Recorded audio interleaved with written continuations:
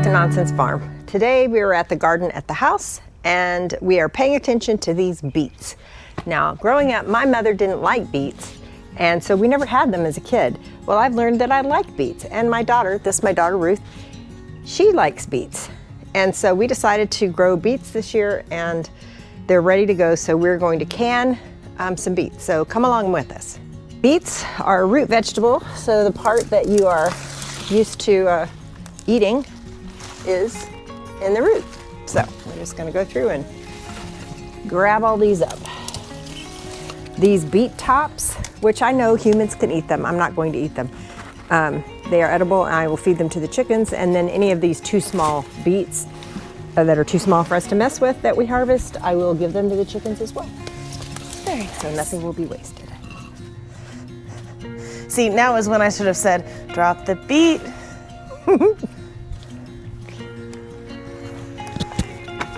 People think the hardest part of gardening is the planting and the watering and the weeding. But really the most time-consuming part is processing what you've grown.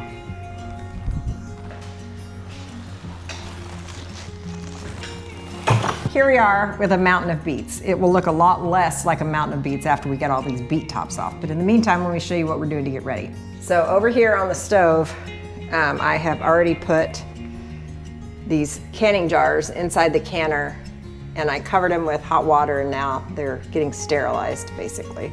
So this is serving two purposes. One, it's sterilizing the jars, and the other thing is it's heating up the canner. Also, we are going to be pressure canning these. You can do water bath canning for high acid food items. But for lower acid food items like this, you do have to pressure can. I have had this canner for 40 years probably. I love this canner because it doesn't have the gauge on it. The gauges, you have to have them recalibrated from time to time. This has a weight on it, and you never have to recalibrate that because the weight always weighs what it weighs. So it's 15 pounds, 5 pounds, 10 pounds. So just depending on which side of the weight you put on. So I like this canner. If I find one like it, I will put an affiliate link in the description. Canning is very valuable because when you can something, then it doesn't have to be refrigerated or frozen. And so you don't have to worry about power outages and stuff. But also, you do have to be very vigilant. We'll just give that all to the chicken. You have to be vigilant because you could give people botulism or something, and so you do have to pay a lot of attention and do the right things and be very clean. One good resource for canning and preserving is this book. It's kind of the Bible of canning, and I'll put an affiliate link to that down in the description. It's a good reference to have around. Now, I'm just trying to rinse the bulk of the dirt off of these and then put them in the bucket. Obviously, we have many fewer beets. It looks like many fewer beets. Right. I got out 7 jars, but there's no way we'll even have 7 jars worth, right? True. Gotta get the dirt off me first. Yeah. You gotta wash the dirt off yourself before you can wash the dirt off of others' beets. Next up, we're gonna peel these, and then we will cut the tops and bottoms off and slice them up and get them ready for the can. The beets that I've always seen have been all red, and these are like red and white. So I don't know if I planted a certain variety, or if they become red once they cook, or if I picked them too soon. I don't think I picked them too soon. But anyway, well, I don't know. Decided that we want to can sliced beets, so that is what we are going to do. Incidentally, if you aren't subscribed to our channel, you really should. So hit the subscribe button, hit the like on this video, and also make a comment. Like, let's say, do you like beets? Comment if you like beets. Or have you ever canned before? Is canning something you would ever consider? If you're here in the Dallas area and you're watching this video relatively early in its life, we are hosting a sourdough class here in Murphy, Texas on June, I think it's 14th. You can go to nonsensefarm.com/shop to sign up. We have our beets all ready, And now we're going to pack them into very clean jars. So I have had the jars bubbling over there in the canner while we've been peeling the beets. I am now going to get the jars out. Let me show you what else I have going on over on the stove. So here I have some water boiling because after we pack the beets into the jars, we will pour boiling water over them and put some salt. And then this pot is because the round part of the lid, you have to put those in to kind of get the edge really good and gummy so that they make a good seal. And there's what's happening with our jars.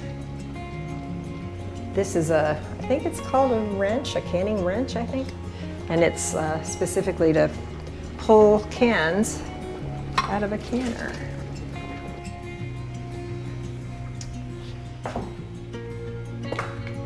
Now, with very clean hands, we're going to pack the beets into the jars.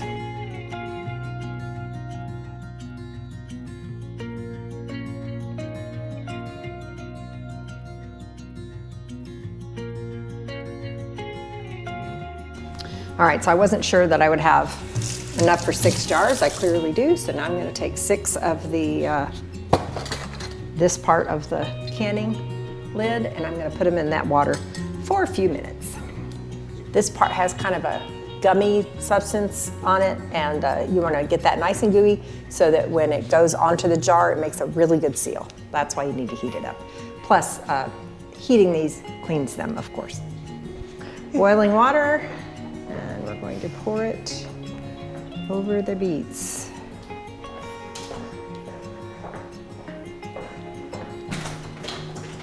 I'm supposed to leave an inch headspace, so I'll do it to the bottom of the threads there. Smells like beets.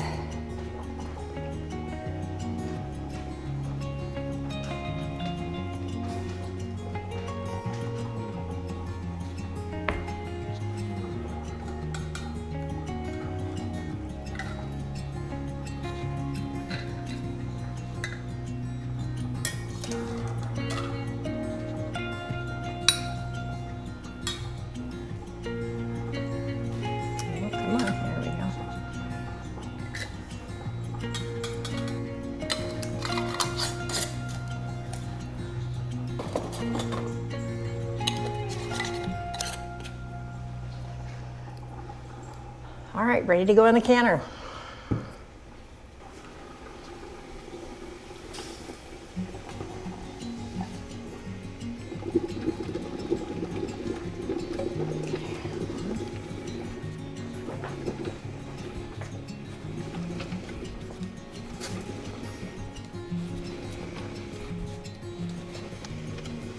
Okay, it's barely covering the tops of those jars, so just for good measure, I'm going to put this water that I was cleaning the jar lids. There we go.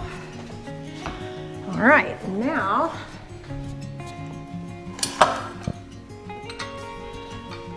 I'm going to take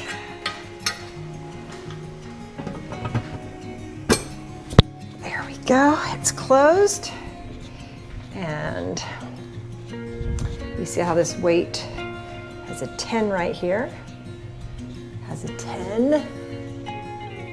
That's the side we're going to put down. And now we're going to wait until this is like steaming out the top, and then we will set the timer for 25 minutes. Stay tuned.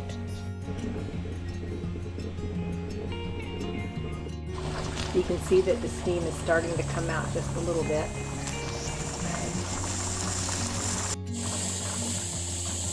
And just moments later, time to start the timer.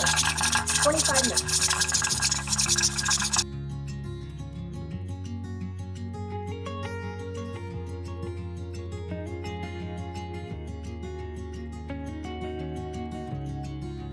It has been a little while. I got a couple chores done and got ready to go out to the farm. And I just checked, make sure I don't mess up my mic. I just checked the pressure gauge, and it appears as though the pressure has dissipated. So let's see if we can get in and get these beets out. I want to show you, like it doesn't doesn't spit at you anymore, so it's okay. It's still hot. All right. Now let's see if we can get this off. Yep, seems to be coming off no problem.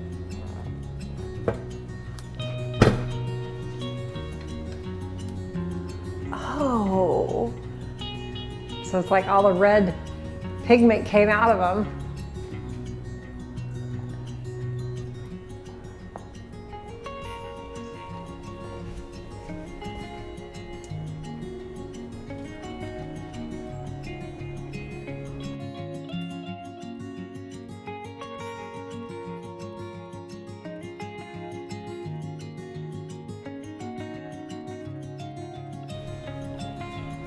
That's so interesting. Yeah, right? I wonder if they will reabsorb the dye. Yeah, as they cool. As they cool, yeah.